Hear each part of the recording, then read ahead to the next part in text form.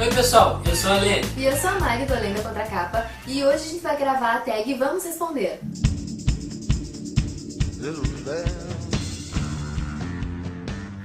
A primeira pergunta é, nunca li. Eu nunca li As Crônicas de Gelo e Fogo, mas é que também nunca ninguém me disse que é bom, né? Eu nunca tive indicação assim de alguém que gosta da série, não, nunca.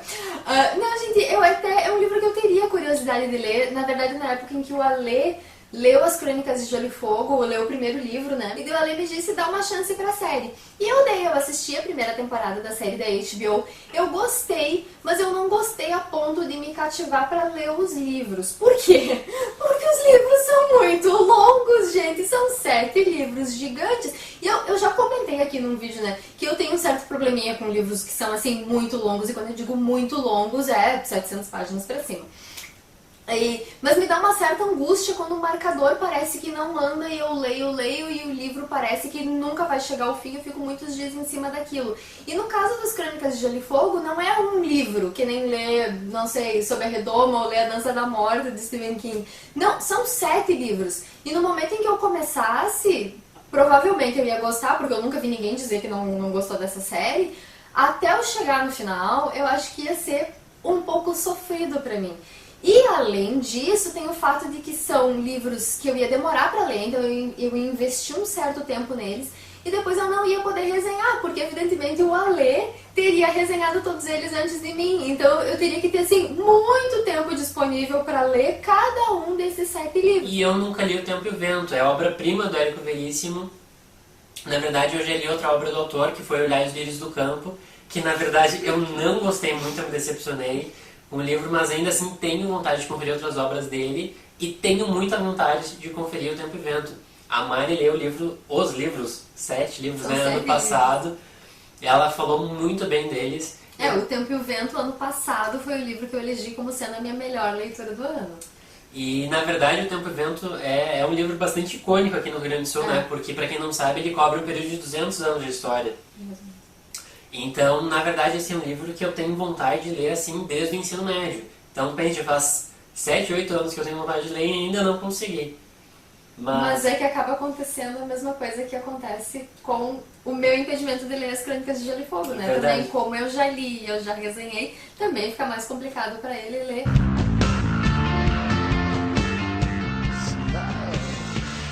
A segunda pergunta é, não tenho vontade de ler. Eu não tenho vontade de ler Divergente, toda essa saga, embora ela tenha gerado bastante repercussão, o pessoal acho que divide um pouco, né? Tem gente que fala muito bem, tem gente que não gostou tanto assim. Eu tenho uma séria culpa nessa não vontade dele de ler a saga Divergente, confesso.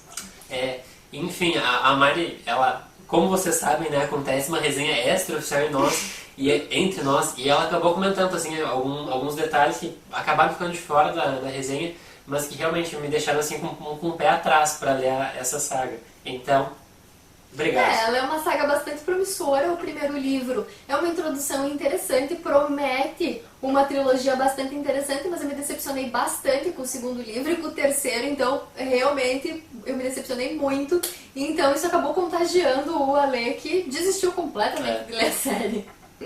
Já um livro que eu não tenho tanta vontade de ler é A Torre Negra, de Stephen King. É até curioso, porque como vocês sabem, Stephen King é um autor que a gente gosta bastante, mas A Torre Negra, ela é a série fantástica do King. São 7 livros também, né? São 7 livros. Hoje a gente tá só citando séries, tem 7 livros. Eu acho que é um número mágico, pra quem vai escrever uma série não, são 7 livros. Harry Potter também são 7 livros, tudo 7 livros. Mas eu não sei, não descarto a possibilidade de ler um dia, até porque o Alê tá com ela aqui, uma vontade de começar a ler logo, e aí quando ele começar a falar bem, o King se tratando de King, é bem provável que aconteça, e aí é bem provável que eu me contagie e fique com vontade de ler. Mas existem muitos livros de Stephen King que eu tenho mais vontade, que estão mais no topo da minha lista do que A Torre Negra, então...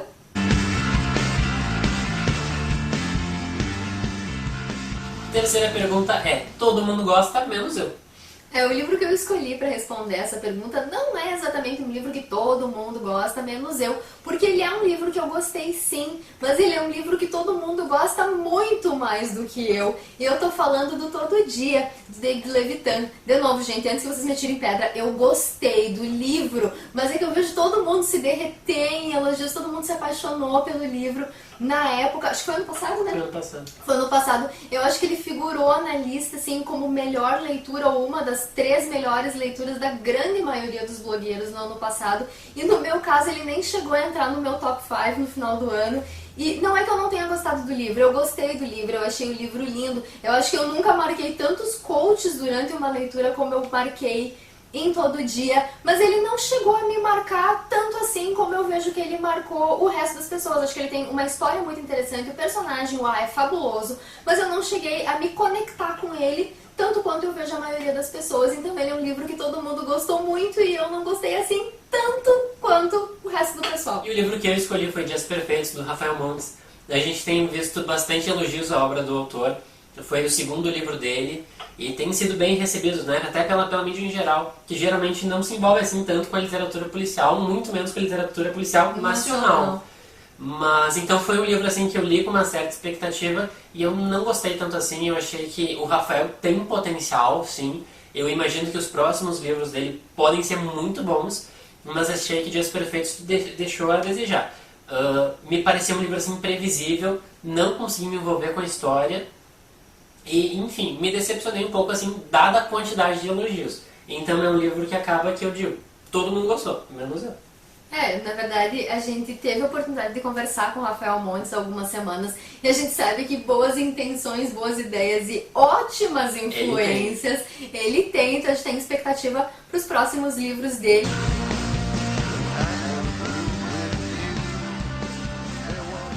A quarta pergunta é, ninguém lê, mas eu gosto. Para essa pergunta eu vou citar um autor que na verdade eu e a Mari gostamos bastante e a gente cita ele com uma certa frequência aqui no blog. A gente citava ele com uma certa frequência, porque agora faz um tempinho que ele anda sumido, mas ele vai voltar. Ele vai voltar porque a gente adora ele.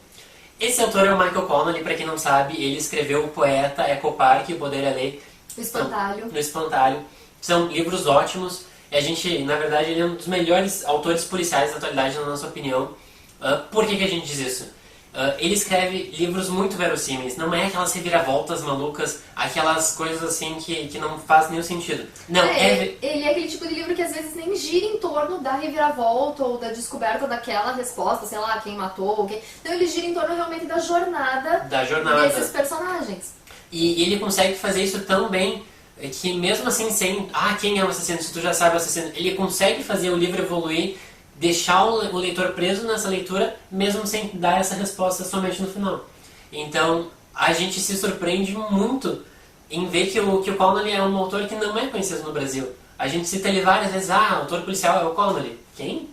Enfim, é uma reação que nos surpreende bastante. O autor que ninguém lê, mas eu adoro, é o Raymond Chandler. O Raymond Chandler é um dos autores mais importantes da literatura policial americana. Junto com o Dashiell Hammett, ele inaugurou, de certa forma, uma nova vertente, que é o noir. E o Raymond Chandler é um autor que não tem uma obra muito extensa. Ele tem, se eu não me engano, são 6 romances e alguns contos, muitos protagonizados pelo Philip Marlowe, que é o meu detetive mais queridinho da literatura policial.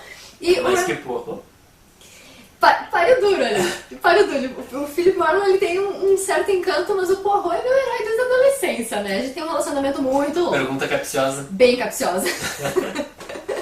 Mas o Raymond Chandler, ele é um autor que me surpreende muito, pela importância dele dentro da literatura policial, ele é um autor que me surpreende muito quando eu publico as resenhas, eu já resenhei vários livros dele, e sempre, gente, todas as resenhas que eu publiquei, os comentários são assim, nunca li. Não conheço, nunca ouvi falar no autor, e é uma coisa que sempre me surpreende. Eu fico feliz por poder apresentar o autor para tanta gente e ver tanta gente dizer com base nas minhas resenhas de que ficou interessado, de que quer ler, que vai procurar algum livro, mas eu sempre me espanto de ver que ele é um autor que ninguém conhece, pela importância mesmo que ele tem, e o Raymond Chandler é um autor fabuloso, o texto dele é maravilhoso, ele é muito rico. Mas ele, por um outro lado, e talvez seja isso que faça com que ele não seja um autor policial assim tão popular como é a Agatha, por exemplo, é que ele faz uma literatura policial muito diferente da Agatha Christie. Ela não é uma literatura policial leve, digamos assim. Não é aquele livro que tu começa a ler e tu devora e que tu não quer parar. Não, ele é um livro mais complexo porque as tramas são mais confusas, digamos assim. E na verdade não é o Raymond Chandler que foi detetive que... Exatamente, é. O Raymond Ele Chandler... cria casos então extremamente reais, né? Extremamente reais, porque ele foi detetive. O Raymond Chandler foi uma série de coisas e uma delas foi detetive particular. Então ele sabe como é que isso acontece. Ele sabe como funciona um processo investigativo. Exatamente, muito diferente da Agatha, por exemplo, que matava as pessoas naqueles cenários bucólicos quase, aquelas casas de campo, aquelas coisas sofisticadas. Não, as pessoas, os personagens do Raymond Chandler morrem nas ruas. E os livros normalmente começam e terminam num lugar completamente diferente. A literatura policial geralmente ela é vista como uma literatura de entretenimento. É uma subliteratura. Mas o que o Raymond Chandler consegue fazer é criar um texto impecável. E eu reconheço, eu também ainda não li Raymond Chandler, é uma falha bem quase, grande né? no currículo dele. Mas tenho muita vontade porque a Mari só fala elogios assim, então não tenho como não ler um livro do Raymond Chandler no futuro próximo.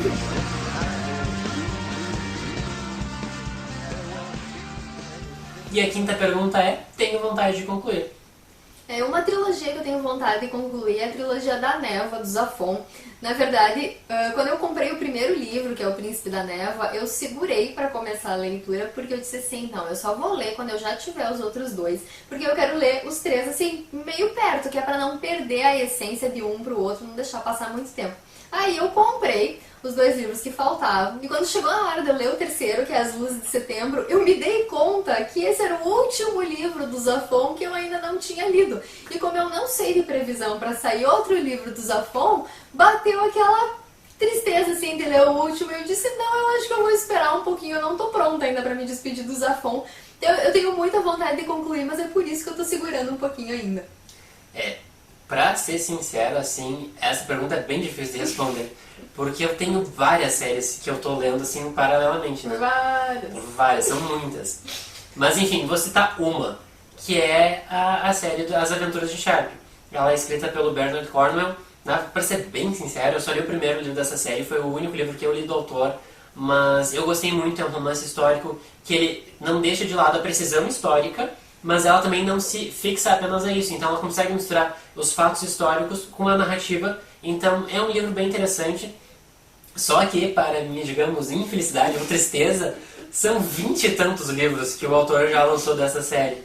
Já então, lançou? Já lançou. Eu não sei se ele terminou ou não terminou, mas são 22, eu acho. No Brasil foram lançados 11 livros da série. Então, tenho ainda livros pela frente. Um longo caminho pela frente até caminho. concluir a série.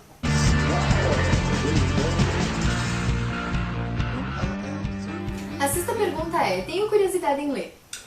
O livro que eu vou citar, na verdade, não é um livro, é uma série, que é a série A Fundação, do Isaac Asimov. Porque tu já não tem séries pendentes, tu quer começar mais uma. Sim, né? Esse é o problema de ser um workaholic, né? Sempre tem uma série nova pra começar. Mas, sim, na verdade, é uma série, mais uma. Em tese seriam 13 livros, mas aparece que depois dessa série ele escreveu mais 13, então seria um total de 6. E eu li Eu, Robô, que espera até um filme com o Will Smith. E o filme, na verdade, eu não vi. O livro é uma série de contos que forma assim, uma história, uma cronologia da evolução da robôs. O livro assim, de contos é muito bom. Tanto é que eu li 2 vezes. E eu até comentei, acho, na resenha que eu fiz para o Robô, que me espantava o quanto o Isaac Asimov não era conhecido no Brasil. E como se tinha até dificuldade de encontrar os livros dele. Então essa seria uma série assim, que eu tenho muita curiosidade de ler e espero poder conferir em breve. Um livro que eu tenho bastante curiosidade de ler, também é um clássico da ficção científica, que nem a Fundação que o Ale citou há pouco, é o Android Sonho com Ovelhas Elétricas, do Philip K. Dick. Eu adoro que o título desse livro seja uma pergunta, eu acho tão criativo. Muito criativo mesmo. Na verdade, o meu interesse de ler esse livro, ele já vem assim de uns 2 anos, que foi quando eu comecei a me interessar por ficção científica, que era um gênero que até então nunca tinha me chamado a atenção.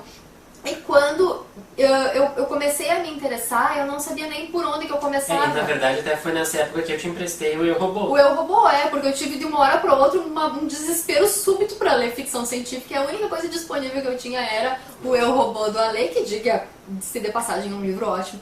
Mas quando eu me interessei pelo gênero, eu não sabia por onde que eu começava, eu não sabia quais autores que eram bons, quais os livros que eram, assim, os imperdíveis. E aí eu perguntei para uma pessoa que se dizia fã de ficção científica por onde que eu começava. E aí o primeiro livro que essa pessoa me indicou foi o Android Sonho com Ovelhas Elétricas.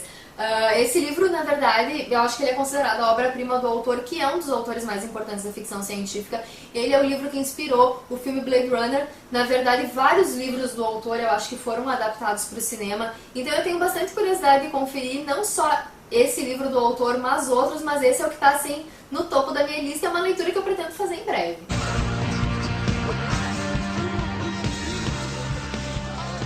E a última pergunta é, leria de novo? Um livro que eu leria de novo é Cidades de Papel, do John Green. Vocês sabem o quanto a gente gosta do John Green, e esse ano a gente leu o último livro que a gente tinha disponível do John Green, né, que foi Quem é Você, Alaska, e agora já bateu aquela saudade de ler um novo livro dele. Bateu aquela percepção que não tem mais nenhum livro do John Green pra ler. No futuro, assim, né? Um futuro triste, um futuro em que não se tem nada do John Green pra ler. Um futuro desesperador. Eu tenho muita vontade de ler de novo Cidades de Papel. Na verdade, eu leria qualquer livro do John Green de novo, mas principalmente Cidades de Papel, que na época em que eu li, eu lembro que eu estava muito cansada, e eu gosto muito de ler antes de dormir. E eu, na época, eu não lia antes de dormir, eu dormia durante a leitura, eu caía no sono várias vezes. Então eu acho que eu não aproveitei tanto Cidades de Papel como eu poderia. Eu gostei muito do livro. Eu acho que ele é um dos livros do John Green assim, que são mais fáceis da gente se identificar. Talvez seja um dos livros mais que tem uma temática mais profunda do que outros. Mas foi um livro que eu acho que eu não curti tanto quanto eu poderia. Então eu acho que quando eu for começar a reler os livros do John Green, que é algo que sem dúvida vai acontecer eventualmente, é por Cidades de Papel que eu vou começar. Na verdade, me metendo assim um pouco na resposta da Mari, é que John Green é aquela coisa, né? Reler, a gente pode reler tudo, mas os que eu tenho mais vontade de reler são Cidades de Papel, que é um dos meus livros preferidos do autor, e Quem é Você, Alaska, que também a gente leu há pouco tempo, e na verdade... que é um dos meus livros preferidos do autor. Eu não consegui desempatar, então eu tenho que reler os dois pra ver qual que é o melhor mesmo. Mas John Green não tem como ser mais perfeito. Não tem. E o livro que eu leria de novo é Garota Exemplar, da Gillian Flynn, na verdade. Falando em não tem como ser mais perfeito, em termos de thriller psicológico, né? Não tem como ser mais perfeito que Garota Exemplar. Acho que é o nível máximo de perfeição que um livro desse gênero pode atingir. E só pra vocês terem uma ideia, a gente lê esse livro faz o quê? 1 ano e meio? Mais ou menos, eu acho. E ainda assim, a gente sempre lembra dele com essa certa nostalgia, porque durante a leitura ele foi muito bom. Ele causou um impacto, um efeito sobre nós que durante a leitura a gente ficava preso e quando acabou a gente ficou refletindo e pensando e lembrando sobre aquilo, discutindo entre nós. Então, por todas essas características, todas essas qualidades, é evidente que a gente quer ler de novo. E Garota Exemplar é um livro que a gente já falou sobre ele várias vezes aqui, vocês até podem achar que a gente está sendo repetitivo, mas é que ele foi um livro muito marcante para nós, né? E desde lá, como a Lê disse, faz em torno de 1 ano e meio que a gente leu, né? Nenhum livro de suspense, nenhum livro policial que a gente leu conseguiu causar esse mesmo efeito, né? A gente até diz que, de certa forma, Garota Exemplar, os outros livros policiais parecem que perderam a graça perto de Garota Exemplar. Não que a gente compare, né? Não é que a gente leia e compare, mas nenhum livro desse gênero... Não teve aquele brilho que Garota Exemplar teve. Não conseguiu mais causar aquele efeito, aquela reação assim tão positiva quanto o livro da Gillian Flynn, e até por isso que a gente tem muita expectativa para ler os outros livros que ela já publicou, né? E para assistir o filme, né? Pra quem não sabe, Garota Exemplar estreou nos cinemas há pouquíssimo tempo. E recebeu uma adaptação do David Fincher, né? Com Ben Affleck no papel principal. E... Só elogios. Só elogios, muitos elogios. Então a gente tá super afim de assistir. Bom, pessoal, era isso. A gente espera que vocês tenham gostado dessa tag. Comentem, nos digam o que vocês acharam. E também, se vocês já gravaram essa tag, deixem o link aqui pra gente poder conferir as respostas de vocês. E a gente também vai deixar, né, os links das resenhas e dos posts que foram citados durante esse vídeo. A gente deixa aqui pra vocês, pra quem não conferiu ainda, poder conferir. E não se esqueçam de seguir o nosso canal no YouTube. É isso, pessoal. Até a próxima. Até!